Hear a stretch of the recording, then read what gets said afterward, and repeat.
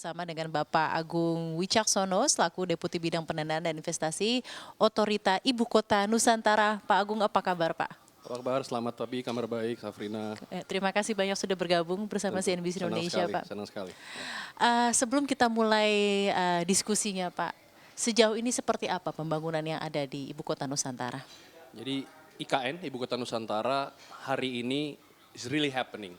Pembangunan yang menggunakan APBN, anggaran negara, itu yang ditargetkan maksimal sekitar 20%, ya. Progresnya berjalan lancar dan kemajuannya sudah mencapai 40% pembangunan.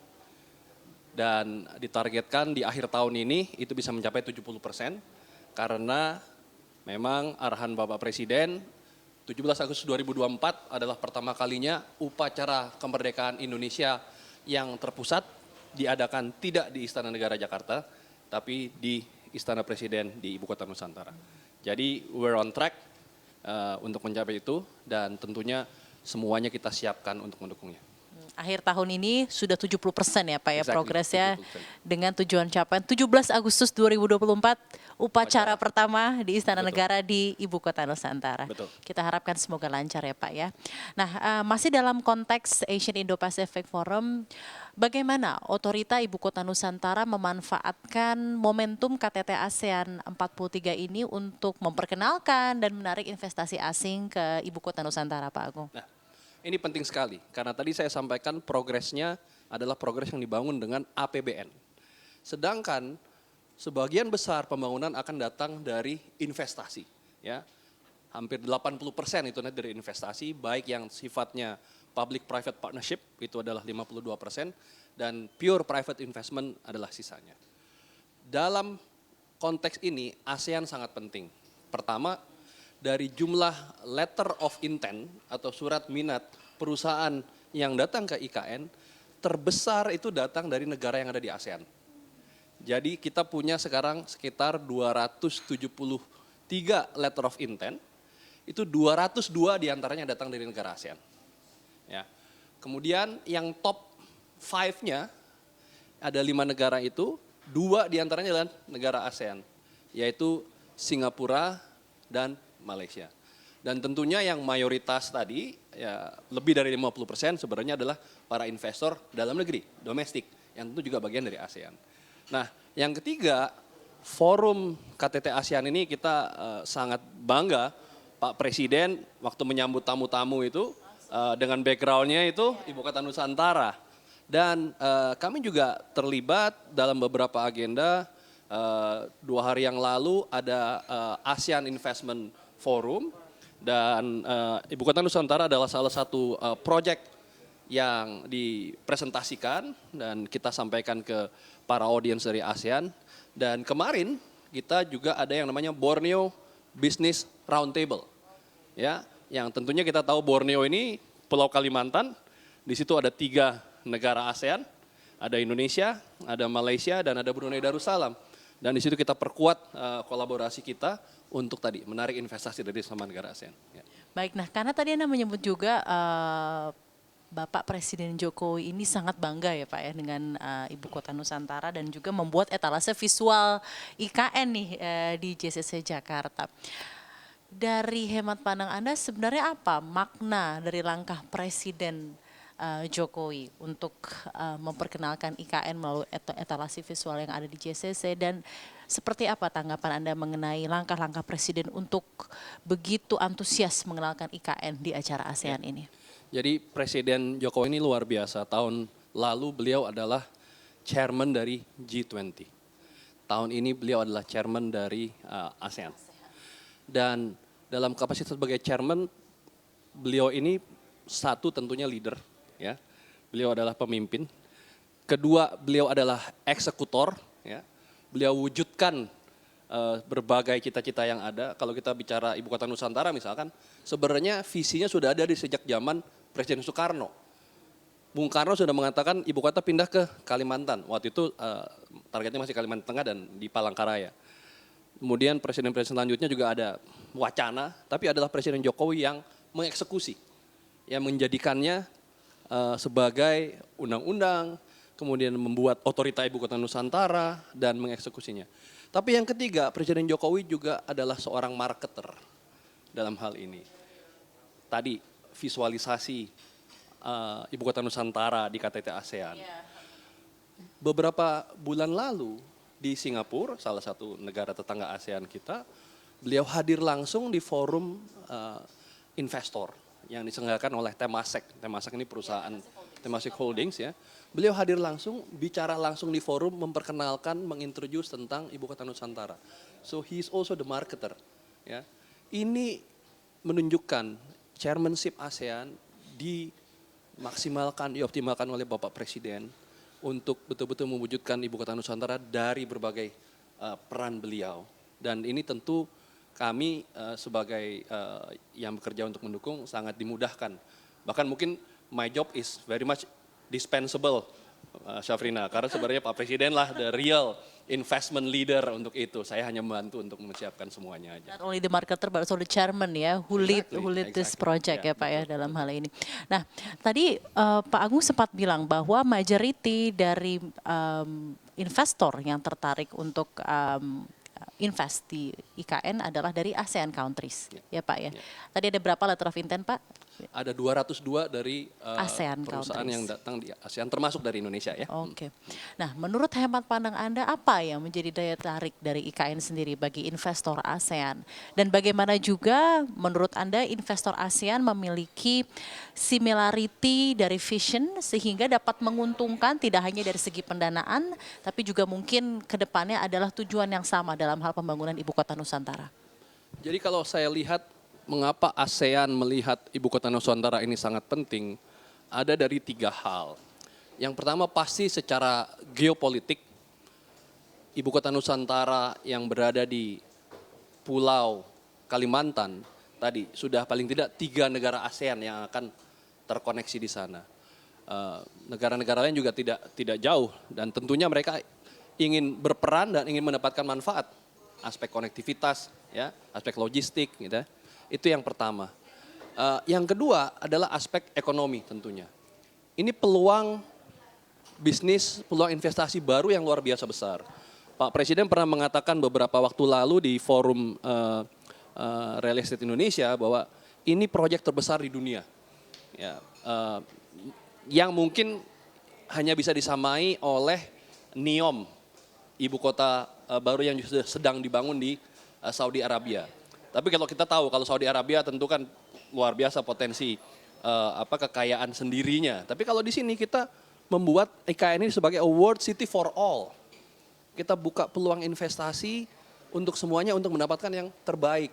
Mulai dari teknologi untuk smart city, mulai bagaimana membangun hunian. Jadi contoh tadi perusahaan yang dari ASEAN itu perusahaan Malaysia, 2 perusahaan Malaysia. Mereka sedang proses sekarang untuk membangun dengan skema KPBU, kerjasama pemerintah badan usaha, untuk bangun apartemen untuk PNS, apartemen untuk ASN, gitu ya. Betul. Rusun ASN. Rusun ASN, ya apartemennya ASN.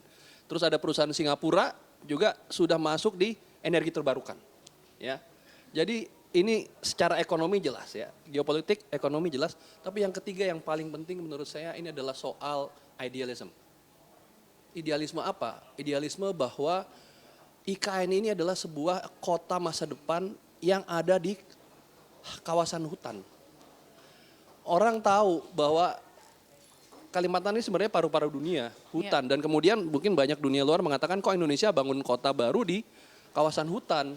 Apakah ini tidak akan memperburuk deforestasi yang terjadi? Tapi kita punya konsep IKN ini adalah Smart Sustainable Forest City. Yang 65%-nya dari 265.000 hektar kawasan itu, 65%-nya akan dipertahankan dan bahkan hijau ya, Pak, dihijaukan kembali. So IKN is not about deforestation, but it is about reforestation. Jadi hal-hal ini yang menurut saya menjadi sesuatu yang menarik. Menjadi daya tarik yang substansial. Betul, ya Pak ya untuk ASEAN yang berbeda. Ini sesuatu yang berbeda dan tidak boleh dilupakan. Ini adalah pertama kalinya di dunia. Jadi kalau ibu kota baru mungkin ada di berbagai tempat, tapi biasanya pindahnya itu di dalam pulau yang sama. Australia, ada Canberra sama Melbourne sama Sydney masih satu kawasan. Malaysia, Putrajaya dekat. Kuala Lumpur KL dekat saja. Myanmar, ada Naypyidaw, Iya. dari Rangun dekat saja. Tapi Gitu. IKN Beda island. Beda island. This is the first time in the world. Gitu. Dan inilah yang merupakan representasi dari 3 hal tadi, geopolitik, ekonomi, dan idealism tentang sustainability untuk masa depan. Baik, geopolitik, ekonomi, dan idealism untuk sustainability masa depan. Maka dari itu menjadi sangat substansial daya tariknya untuk Ya. investor yang ingin berinvestasi di Ya. IKN. Sebenarnya berapa besar Pak potensi investor ASEAN sendiri untuk IKN ini? Ya, pertama saya mungkin akan breakdown dari kebutuhan pembangunan tadi. Kebutuhan pembangunan IKN ini kalau kita hitung adalah sekitar 32 miliar dolar, ya, so hampir 500 triliun. Ya. Nah, kalau di breakdown itu kan 3 tadi, 20%-nya APBN, kemudian 52%-nya adalah KPBU, Public Private Partnership, dan kemudian yang sisanya adalah for pure private investment. Ya. Berarti 100 triliun dari APBN ya, sekitar 100 triliunan ya Pak ya? Ya, sekitar 100 triliunan. Jadi KPBU itu di 50%. nah, KPBU PPP. di 52%, PPP 52%, dan sisanya pure private Oke. investment. Ini potensi yang ada on offer, ya. Tentu kalau ditanya besarnya berapa, sangat tergantung. Tadi misalkan perusahaan Malaysia yang dia sedang buat feasibility study, dia lagi hitung untuk membangun hunian ini, dia akan bangun 30 tower. 30 tower luar biasa begitu ya. Nah, ini akan ketahuan nanti setelah feasibility study ini berapa dia akan invest ya, dari nilai tanahnya, dari bangunannya. Jangan lupa bangunannya juga harus bangunan yang hijau dan bangunan cerdas. It's a green and smart building, dan termasuk juga nanti mereka akan karena ini KPBU, mereka akan melakukan operation and maintenance sekian puluh tahun dari apartemen ini. Jadi jangan khawatir juga nanti PNS yang pindah, ini apartemennya akan dirawat, dikelola oleh perusahaan-perusahaan profesional yang merupakan para real estate developer di berbagai belahan dunia, ya. Dan dengan skema KPBU, pemerintah akan risk sharing, ya, akan ada alokasi dari pemerintah untuk private, ya, yang namanya availability payment. Dan ini luar biasa, availability payment ini dialokasikan oleh Kementerian Keuangan sebesar setiap tahunnya 0,1% dari GDP kita. Jadi sebenarnya KPBU ini swasta yang khawatir dengan demand risk, ya, risiko pasarnya, ini ada nggak yang datang gitu ya, ASN-nya pindah apa enggak ya, itu pemerintah lakukan risk sharing. Pertama tentu kita punya perencanaan untuk bagaimana pemindahan ASN ini, ASN masa depan kita begitu ya, dan yang kedua availability payment tadi akan mengcover investasinya Dari KPBU. dari swasta lewat KPBU tadi begitu. Baik Pak, nah terakhir karena ini masih dalam rangkaian acara Asian Indo-Pacific Forum, adakah pesan yang ingin disampaikan oleh Bapak Agung selaku dari Otorita Ibu Kota Nusantara di dalam forum ini masih dalam tema ASEAN dan juga kolaborasi antara private and public sector untuk menumbuhkan ekonomi Indonesia dan menunjukkan bahwa ASEAN matters dan ASEAN is the epicentrum of growth. Yes. Silakan Pak. Pertama betul, ASEAN is the epicentrum of growth, dan di dalam ASEAN kami meyakini Nusantara akan jadi the epicentrum of growth, seperti kemarin kita bahas di Borneo Business Roundtable. Dan kemudian yang paling penting juga adalah ibu kota Nusantara ini kita targetkan menjadi a world city for all, namun ini adalah ibu kotanya bangsa Indonesia. Dan para investor yang akan mengawali pekerjaan di bulan ini. Jadi di bulan ini ya, Pak, ya? kita targetkan September. akan mengalami pekerjaan pembangunan di IKN adalah para investor merah putih. Investor merah putih, investor Indonesia yang memulai pekerjaan sehingga terbukti bukan hanya kepada dunia tapi juga terutama kepada saudara-saudara kita di ASEAN, we really mean it. We're making things happen, dan ada pepatah yang mengatakan, some people watch things happen, some people wonder what has happened, but some others really make things happen. ASEAN brothers and sisters, let's make things happen together for Nusantara. Indonesia making things happen dengan ibu kota Nusantara Nusantara. ini. With the support of our ASEAN brother and sisters. ASEAN Brothers and Sisters. Terima kasih banyak Pak Agung, luar biasa penjabarannya. Dan juga sukses untuk ibu kota Nusantara, untuk progresnya dan tentunya untuk visi misinya ya Pak ya. Thank you so much. A city Thank you so for much. all ya Pak ya. Sama-sama, betul. Terima kasih banyak Pak Agung atas waktunya bersama kami di CNBC Sama-sama, Indonesia. Safrina. Sehat-sehat Selamat Pak. pagi. Sama-sama, thank you.